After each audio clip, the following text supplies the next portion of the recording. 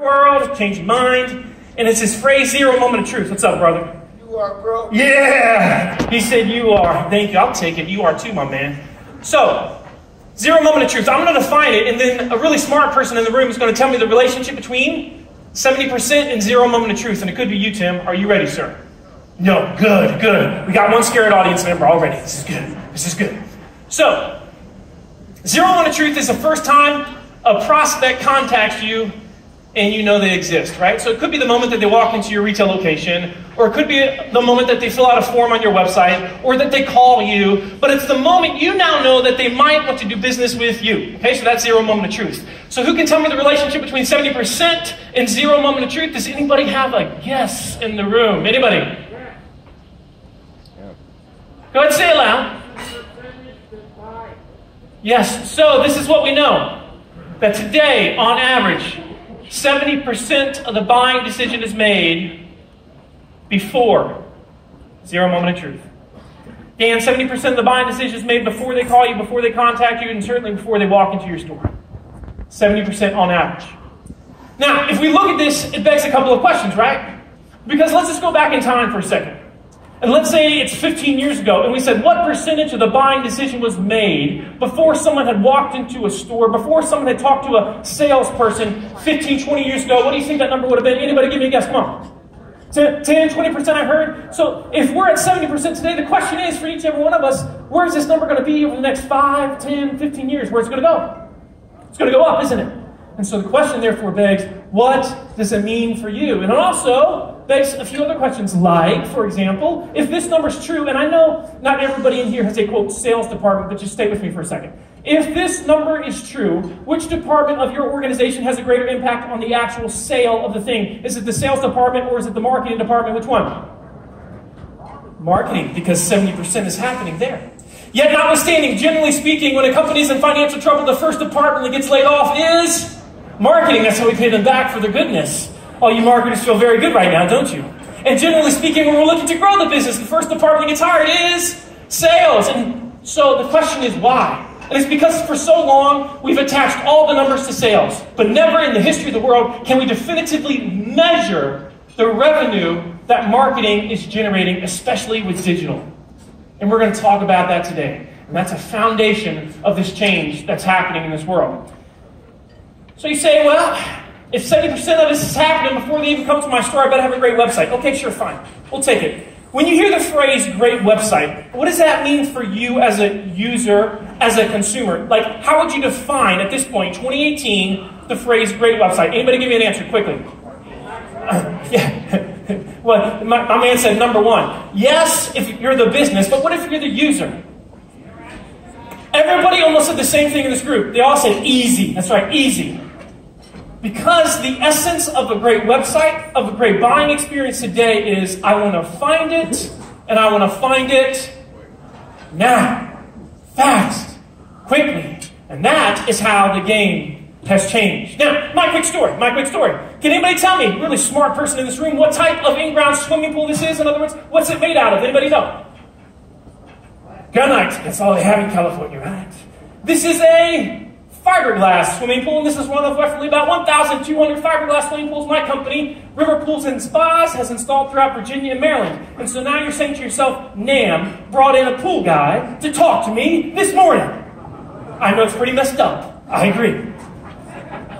Now, things were going okay for a company who started in 2001. We were growing the business, fighting along, and then all of a sudden this happened. What's this date and number represent? Anybody know?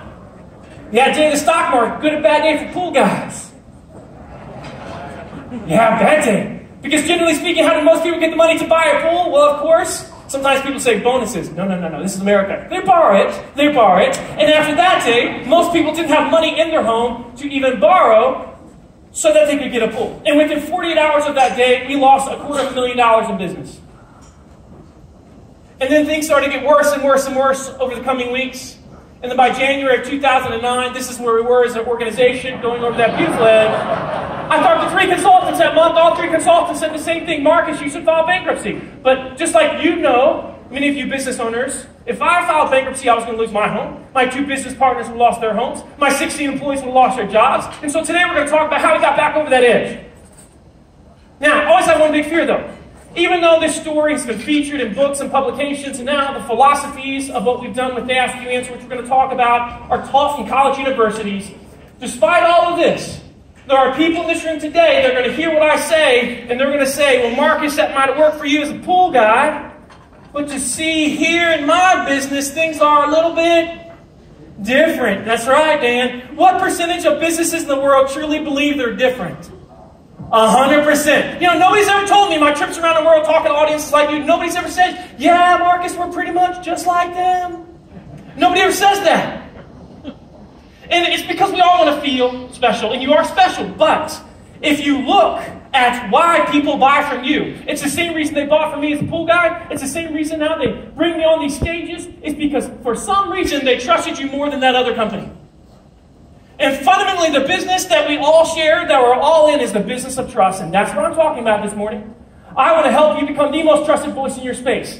Take away those fancy phrases like sales, marketing, all that stuff. We must look at this as the business of trust. And if we see it that way, we're going to be very, very successful. Now, when we were going over the edge, and I started studying the internet, looking at all these fancy phrases like inbound marketing, content marketing, social media, all this stuff. And what I heard to myself was, Marcus, if you just obsess over the questions you get every single day from your customers, and you're willing to address those questions, well, you just might save your business.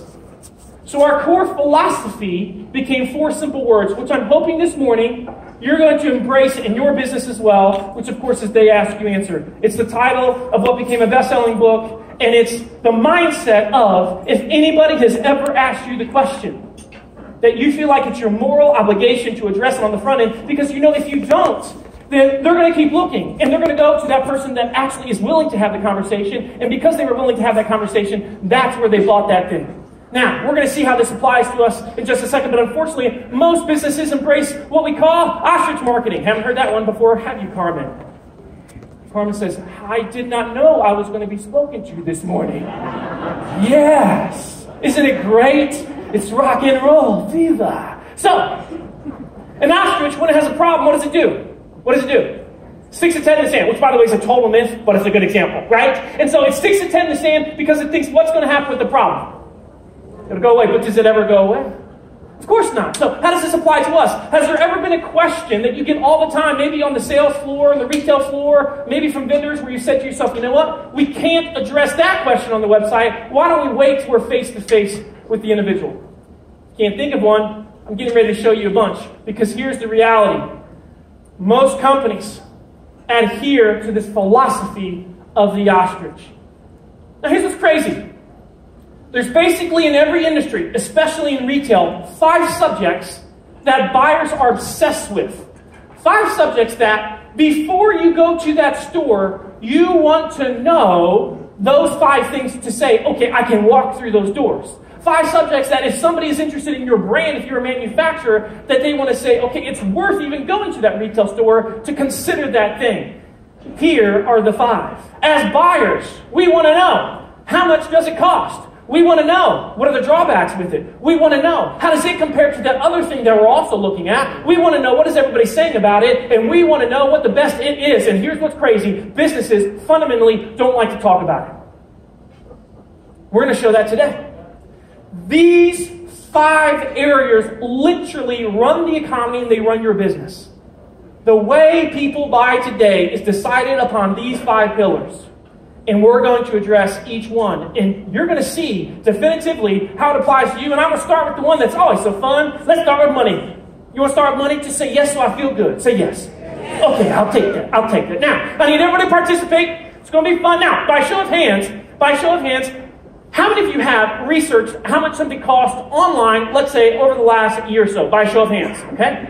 Anybody here living off the grid? This man in the front, make sure you get a camera. Yeah, that's the one. That's the one right there. Yes, sir. But you know, living off the grid's cool these days. Totally fine. Totally fine. Now, when you're on a website and you can't find anything about cost and price, what is the emotion you experience? What's the emotion? Say it. Frustration. My friend said that is the F word of the internet. Frustration. So the question is, what gives you the right in that moment to feel frustrated? What gives you the right?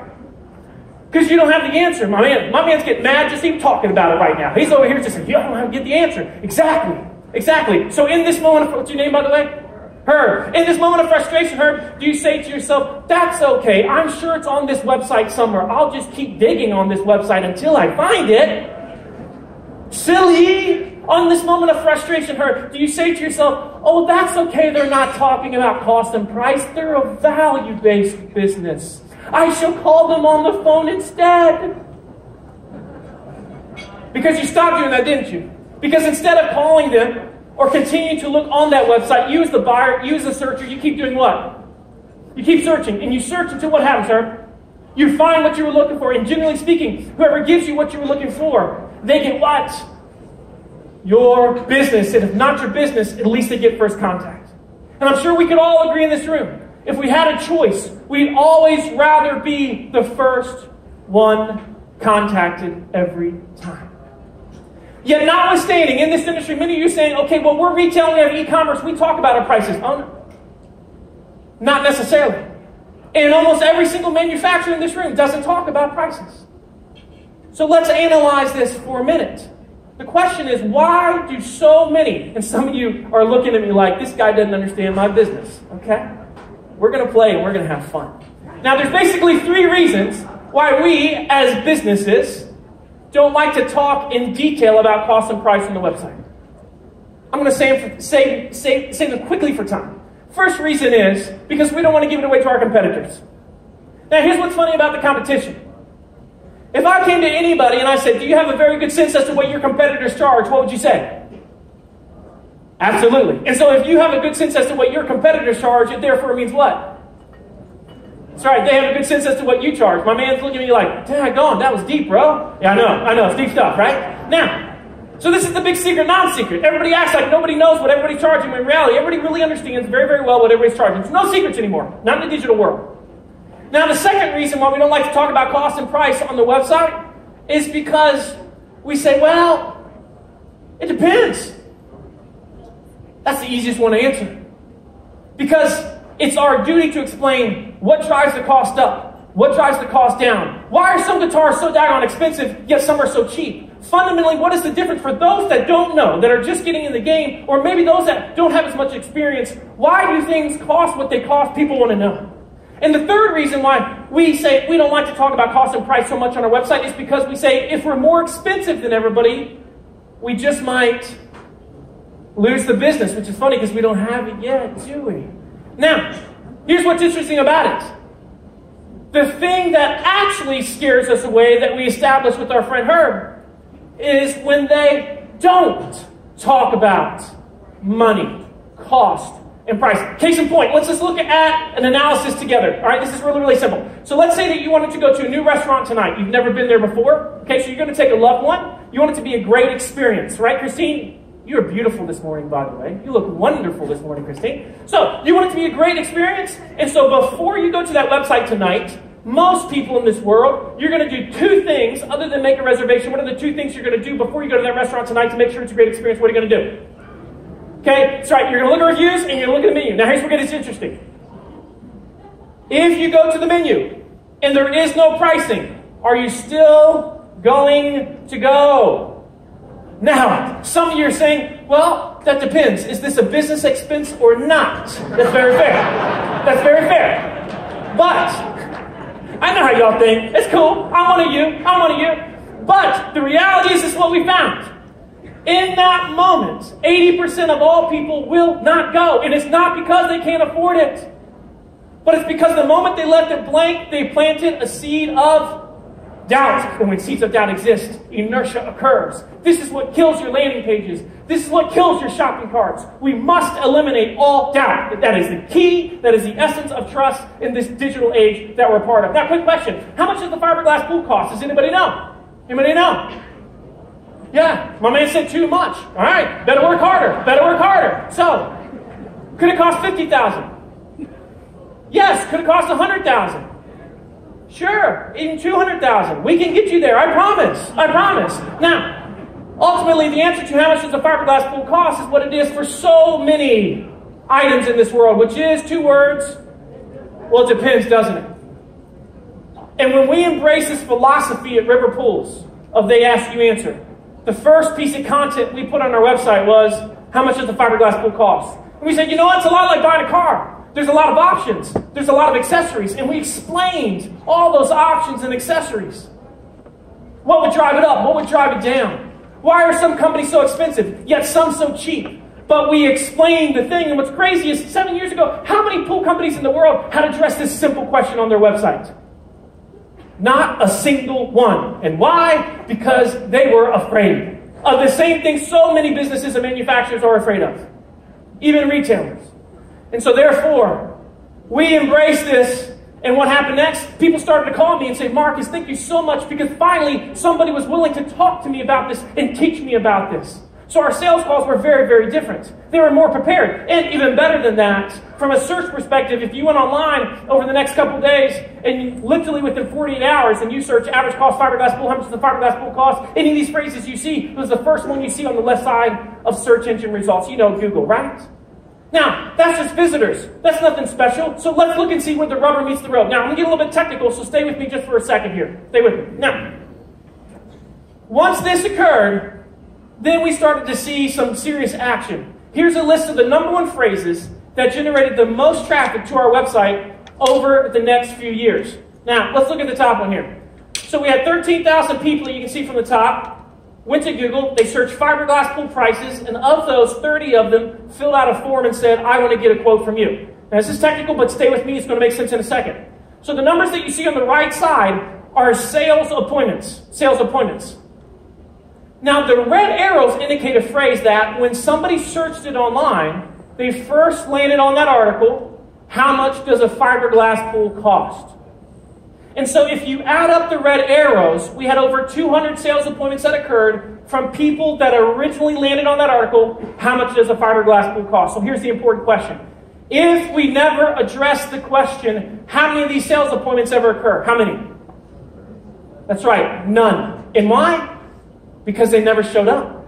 But they did show up because we were willing to talk about the thing. And because we were willing to talk about the thing, what happened? Well, because we know every single one of the ones that had a sales appointment, we know their names, we know who bought, we can definitively track all the value of all the sales that came from this one little piece of content that took me 45 minutes to write at my kitchen table one night. And I can tell you without equivocation that that one little article, since the day it was written, has generated over $4.5 million in sales. And by the way, did we ever say how much a fiberglass pool cost? Because you can't.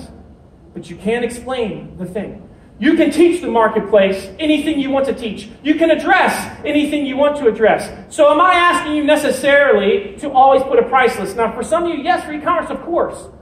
I'm not asking you that. I'm asking you to explain the thing always, especially if you're in B2B, especially if you're a manufacturer, and if you're in retail, and if you want to increase your e-commerce sales, help people understand beyond the number. Just showing a number doesn't mean we've addressed cost and price. Now, let's look at another one for a second. Used to be that people said to me all the time, Marcus, be honest, what are the problems with fiberglass pools? Now, how many pool guys do you think had addressed that question on their website? None. That's right. Why not? What were they afraid of, my man? The elephant in the room, right?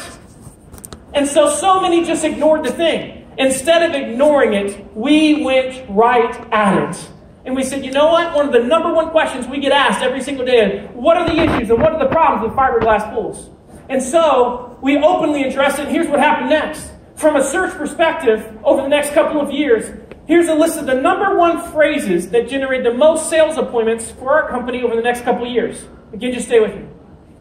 So if you look on the right side, the #1 phrase that generated the most was river pools and spas with 56 sales appointments. Well, I don't really count that one because those folks knew who we were. They were already looking for us. So the rest of the people that you see on the screen were folks that when they were searching, they didn't know who they were looking for. They just knew they had a question. And so the #1 phrase that generated the most sales appointments for us over the course of 2 years was fiberglass pools problems.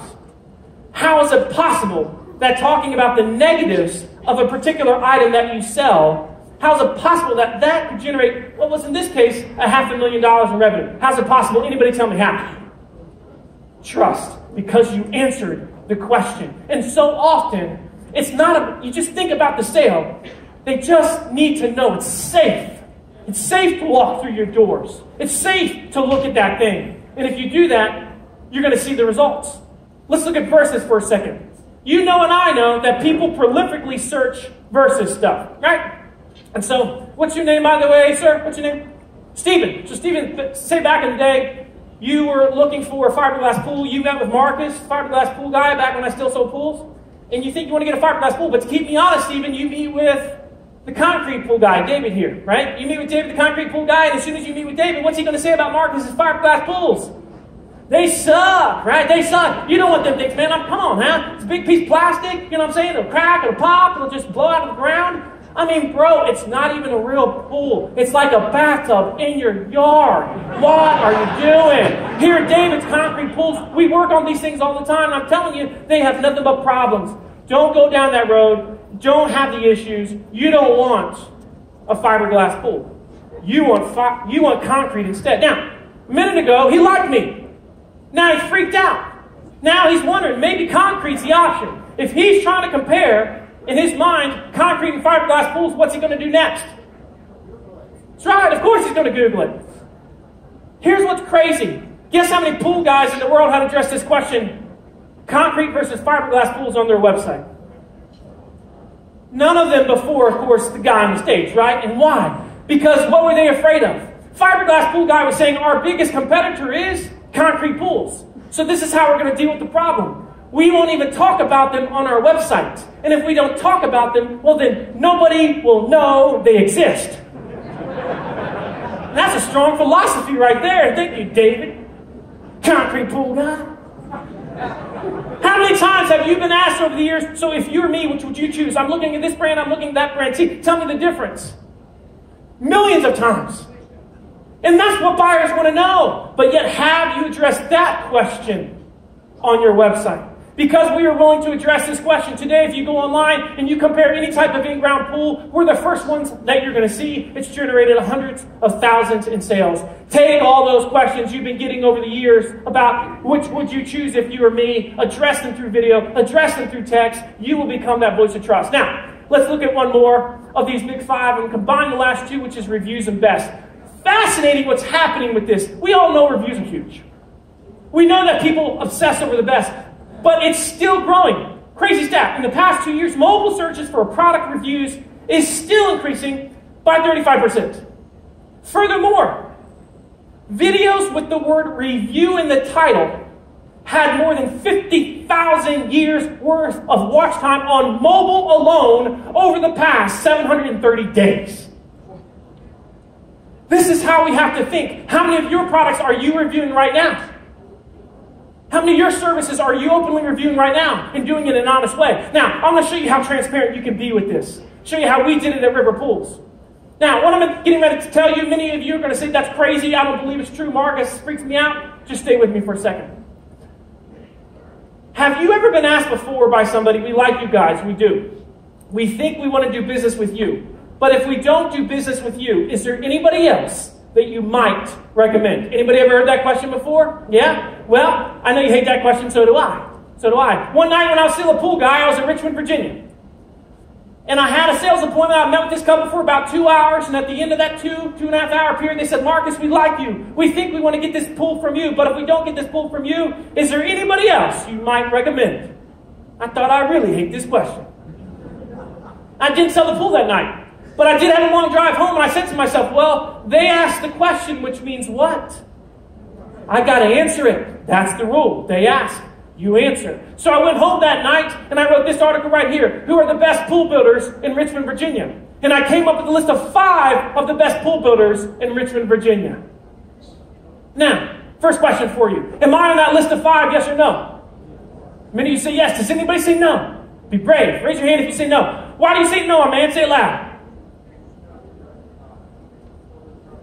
He said, because you're building trust. Yeah, because if you create a best of list for like the best bachelors in Orange County and put yourself on the list, brother, I mean, what's it going to look like?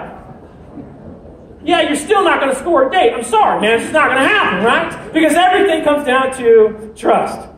And so I couldn't be self-serving, so no, I'm not on the list. You say, this sounds so weird, pool guy. Stay with me. Stay with me. First off, if they're reading this article, where are they?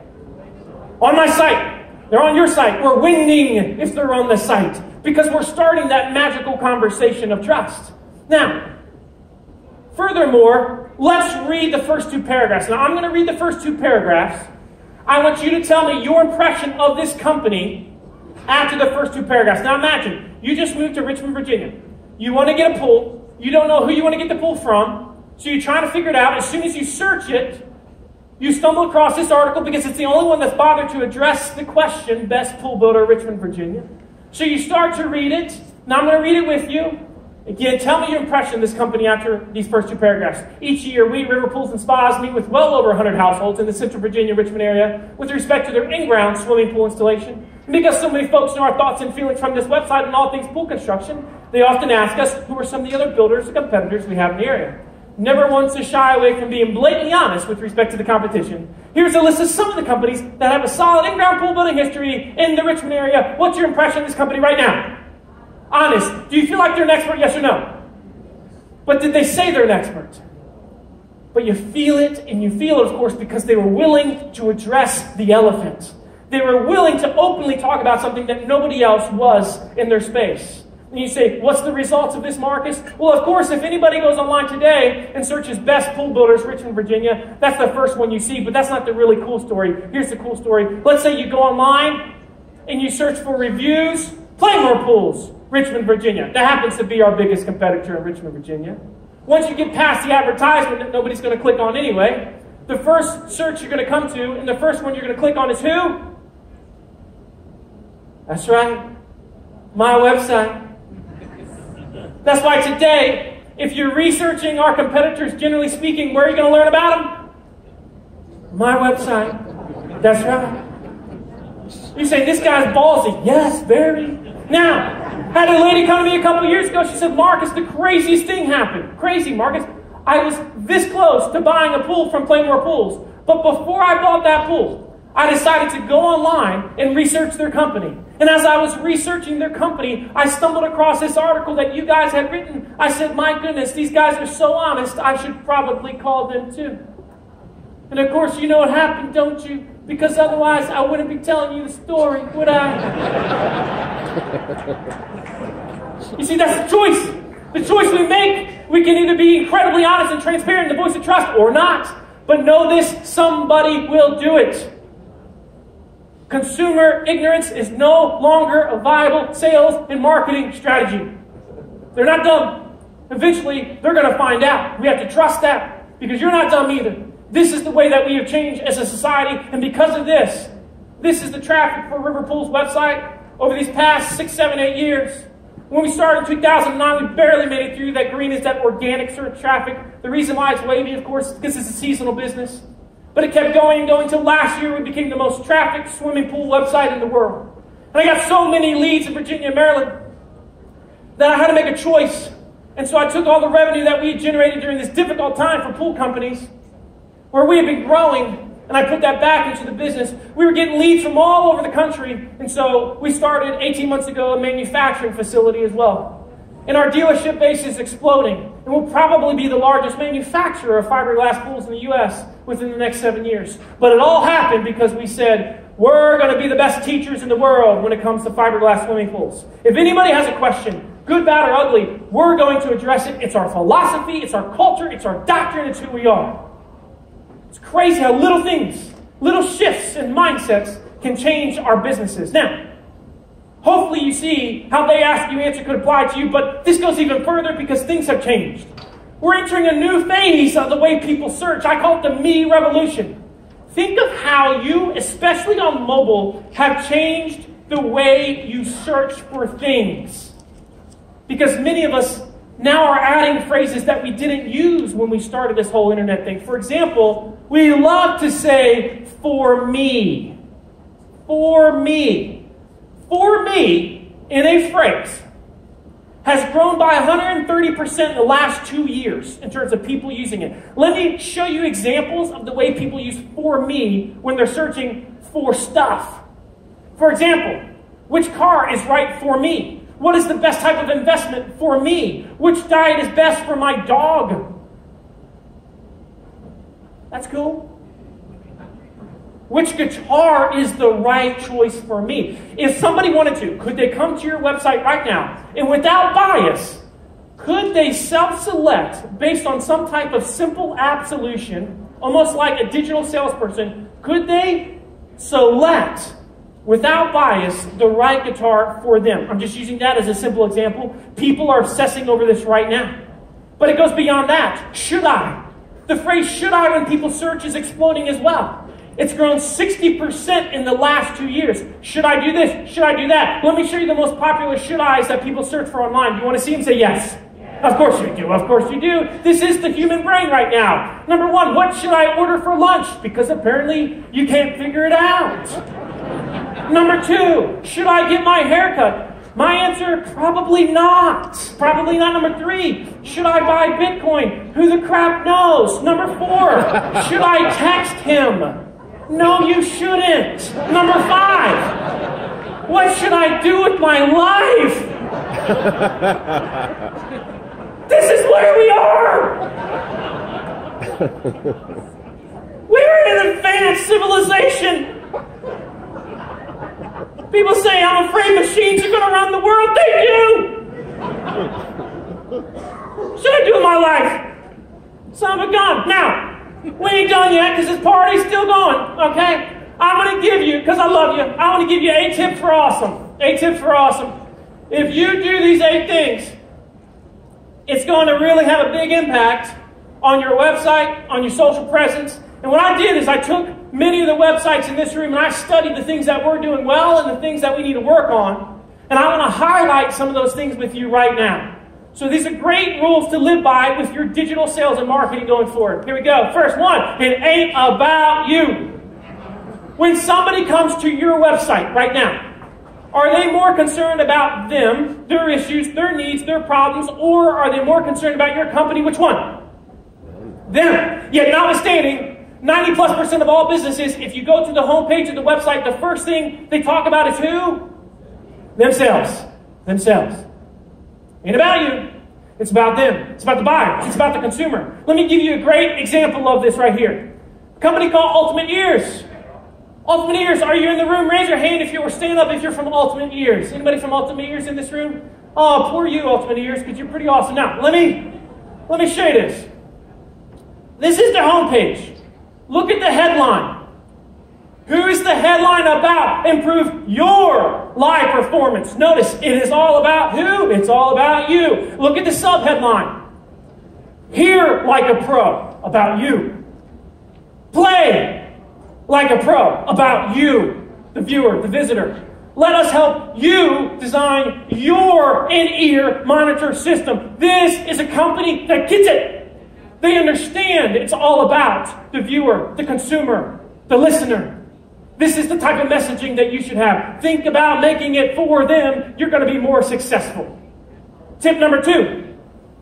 Don't show so much bias. Now I'm going to give you an example of an article that I saw somebody in this room had on their website. No, I'm not going to point you out, so stop worrying that person. Heart beating fast. Heart beating fast. Look at this title right here. 7 reasons our guitars are better than theirs. Is this company biased or not? Yes or no? They are some biased individuals. How many times have you looked at something online and within seconds, before you even clicked, when you looked at the title, you knew it was biased? Happens every single day. So the key is don't come across as biased. Don't say it like this. Instead say X brand versus Y brand guitars, an honest review. Now that will get my attention. Now that is believable. Speak like that and you'll start to become that voice of trust within your space. Number 3, we have an epidemic in this room. The technical phrase is called a slider. They're the things on your homepage at the top. that there's this image that just goes like this, and then another image appears, and then another image appears. Have you ever been on a website and you were reading that first image, and then before you got done reading, what happened? And then what did you feel in that moment? You wanted to kill everybody. This is why bad things happen. Sliders do not agree with our brain. Remember, what defines a great website is I want to find it fast, quickly, now. When you put a slider, you're forcing them to learn your way, not their way. Not their way. It's all about psychology. Make the user experience faster, easier, quicker, quick to find it, and you're going to see the difference. Number 4. Oh, this one is powerful. Very powerful. Site speed, changing the world, changing your world right now. Especially on mobile is massive. You've heard it, but it's just getting bigger and bigger. Let's see how good you are. Okay, I've got a challenge for you. The average mobile retail website loads in. Now, I want to have everybody do something for me quickly. Pull out your phones. Quick, pull out your phones. Now, you can't probably use the Wi-Fi because they never work at events. So you might not be able to do that.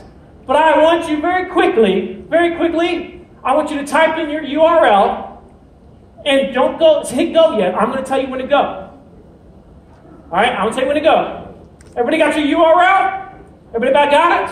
All right, now, I'm going to do it. I'm going to say go, and then I'm going to count out loud. And we're going to see how long it takes to load. Ready? On your mark, get set, go. 1, 1,000, 2, 1,000, 3, 1,000, 4, 1,000, 5, 1,000, 6, 1,000, 7, 1,000, 8, 1,000, 9, 1,000, 10, 1,000. Now stop. Now I got the question for you. The average retail mobile website, does anybody know how long it takes to load? The average in the world right now. Take a guess. Anybody throw out a number? Okay, my man said 6 is pretty good. Herb, you're a pretty smart fella. 6.9 seconds. That is the average. Now, here's where it gets interesting. Studies have shown, and this of course is Google, that 40% of consumers will leave a page that takes longer than 3 seconds. All you said, yes, I just lost half my customers before they even arrived. Now some of you right now hate your webmaster. Yes, you should. Next one. Gotta make it faster, guys. Next one. Consistency with your brand matters. You see what's happening is we're getting all of these platforms. We're getting social, and we're getting our websites, and we're getting our YouTube channels, and we got sub-channels, and we got all that stuff going on. And oftentimes, we can get very consistent with the brand. So the key is you want to look for that same look across all of these channels. Great example of this, Fender, right? Fender, if you go to their YouTube channel right now, they have incredible uniformity that they have across the entire brand. Now you might say, well, they're a big manufacturer. Yes, but it doesn't. You realize that many times it's harder for these big manufacturers to do some of these simple things than it is for these mom and pops. Never about the size of the company, it's about the mindset, it's about the mentality. Anybody here from Fender? Raise your hand if you're from Fender, just so I can see if anybody is from Fender. Well, Fender, you'd have been smarter if you'd been here. That's okay. All right, so number six, teach, communicate, and sell the way they want it. What I mean by that? Okay, here's a perfect example of that.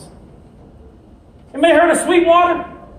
Heard of Sweetwater? Now, Sweetwater has this cool guy. If you go to the YouTube homepage right now, if you go to their YouTube channel, you see their intro video comes up, and this cool guy named Mitch Gallagher starts to talk to you. Mitch is a bona fide gangster. I love Mitch. I don't know him, but I feel like I know him because he talks to me like a human.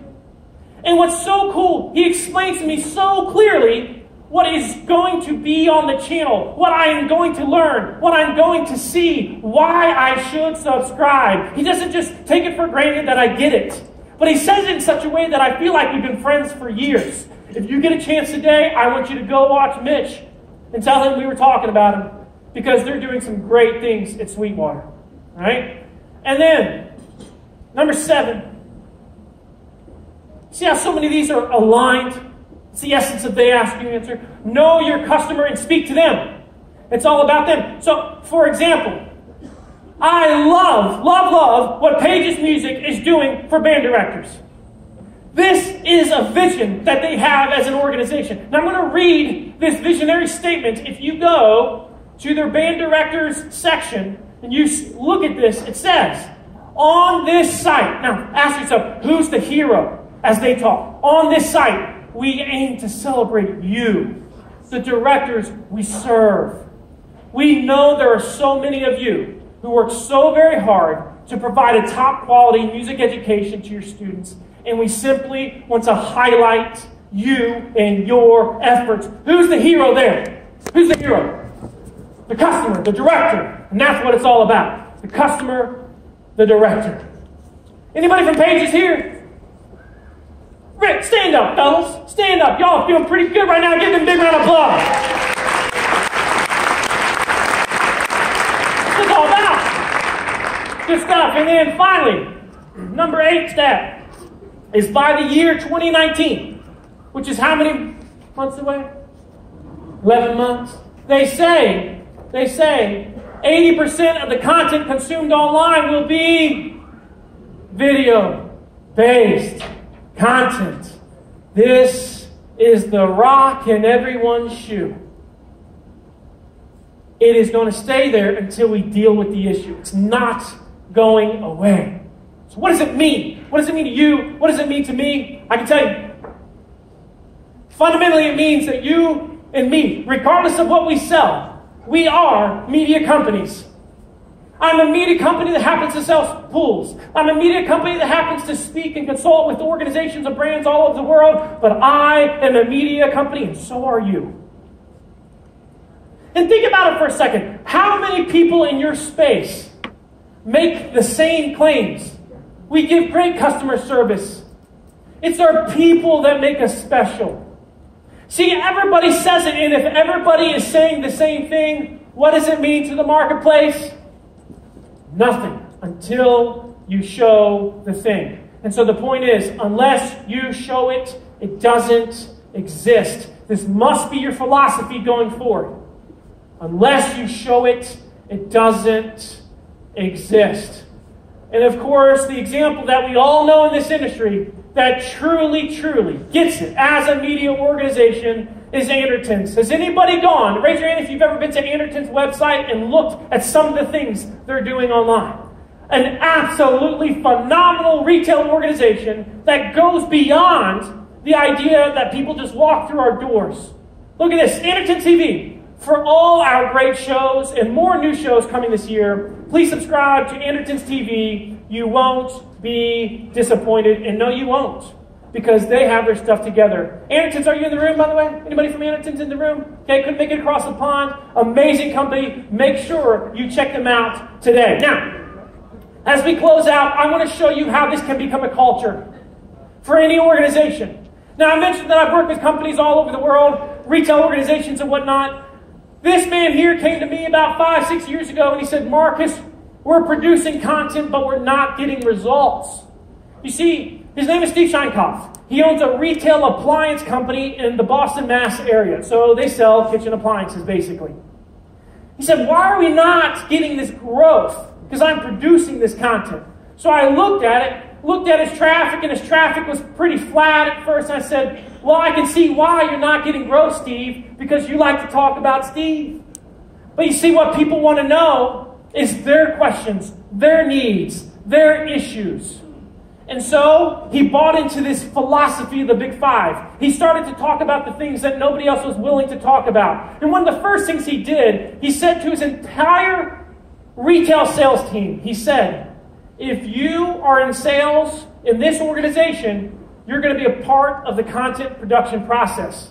And so somebody on their marketing team meets with those sales team members, those retail sellers, every single month to produce articles, to produce videos, to answer the questions that they're getting. It is part of who they are. But they didn't stop there. You see, they started producing some of the gutsiest content I've ever seen. Now, I want you to look at this and think about this for a second.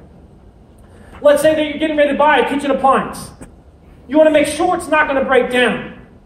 And so, Steve was constantly being asked, so which of these brands that you sell is the best one? Which one is not going to have all the problems? I don't want all these problems. And finally, Steve said, we're going to address this question. And he did it with guts. He did it in a way that nobody would. Now, I'm going to read the second and the fourth paragraph. I want you to follow with me. Ask yourself, are you willing to be this transparent with your customers? Steve says, second paragraph, one of the benefits of having a huge service department is data collection. We will be in approximately 130 to 150 homes today fixing appliances, with a good portion being less than a year old and under warranty. That's 650 homes per week, at least, or roughly 34,000 calls a year, not including homes with multiple calls. That's the math behind this post. It's sales generated versus warranty service calls within 1 year. So the question is, what are we fixing the least? And then he shows you a massive list of all the brands that he has sold, the total units he has sold from each one, the total service calls that he has seen on each one, and then he shows you the least serviced all the way to the most serviced brand that he sells. Gutsy? Yeah. Trust? Heck yeah. You see, this is the choices that we make. This is the choices that we make. And because he was willing to do stuff like this, he gets comments from all over the world. People like Cynthia, you're objective. And that's the key word. Objective appliance analysis and recommendations are incredibly valuable. Thank you so much for putting it out here for clueless homeowners like me to read. I'm on the West Coast, so I can't repay your generosity by giving you my business. All I can give you is my heartfelt thanks. And of course, what happened to Yale? They went and they just exploded. Last month, they got 630,000 visitors to their websites. And today, they completely dominate the retail industry. And many of those big manufacturers are saying, how did this one little retailer and become the thought leader of this space? And it's because they thought differently. And they saw themselves as teachers. And you say, well, that's just traffic growth, Marcus. What's the impact on the business? Okay, you know I'm going to show it. They started at $37 million in 2011. 2016, they hit 85 million, while spending $700,000 less a year in advertising. They went from one store to two. Their margins in a brutal, cutthroat industry, just like yours, where e-commerce is dominating so much, are up 5%. They're getting 3,700 leads a month to the website right now. And just to all bring it together, since starting this, they've got over 135,000 people that have filled out a form on their website, and of those, 6,000 they can track have become an actual retail customer. Steve says, and I quote, we can account for at least $10 million a year in revenue coming from people that first visited our website, and they do zero e-commerce. This is why you should never buy into this idea that retail is dying. Steve laughs when he hears these studies because, yes, although it's changing, we have a chance to change and evolve with it. And so that is the great challenge, and that's my challenge to you. Don't do like we've been doing it for the last 50 years. Create new rules in this space. Just as we did at River Pools, people kept saying to me, you can't do that, pool guy. I said, why not? That's what the buyer would want. And because of that now, people talk about it, and it's in these business books, and it's just like, to me, so utterly simple.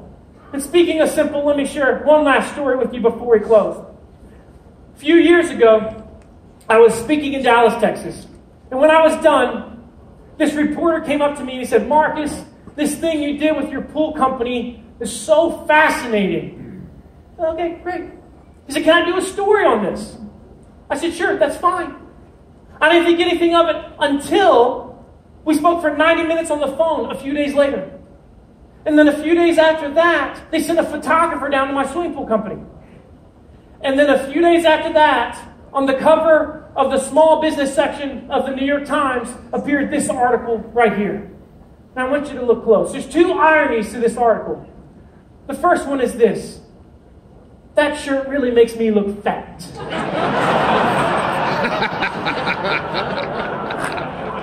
Just saying. Ladies and gentlemen, that was the day I went from stripes to solid. Guys, you got one chance. You got one chance, gentlemen. Now, here's the serious one, though. I want you to look at the title. Look at the title. Revolutionary Marketing Strategy. Answer. Customers. Questions. Well, daggone, New York Times, you have outdone yourself today. Do you realize this became the #1 shared and emailed story for the business section of the Times for the next 3 days? They reran it again that Saturday in the blog section. And then over the coming months, I got over 1,000 emails from business owners, manufacturers, people just like you around the world. And it's funny how almost all of them said the same two things. First thing they said was, my goodness, Marcus, that thing you did with your pool company was so simple. Yes. Yes. But that's how it always works, right? It's by the simple things or great things brought to pass. The second thing they said was, Marcus, I feel like you've given me permission to do that which I have always felt we should be doing. And some of you this morning, as I've been talking, have been saying to yourself, I've been feeling that for a while. I've been thinking that for a while. I'm just asking you to follow those impressions you've been getting because you get them for a reason. Our challenge is to be the best teachers in the world. And so, instead of shying away from tech and all that has happened, let's go right at it. Let's see ourselves as media companies. Let's see ourselves as teachers. Obsess over their questions. Adjust to the way they want to buy. And if you do that, I promise you, everything will change. You are awesome. Thank you very much.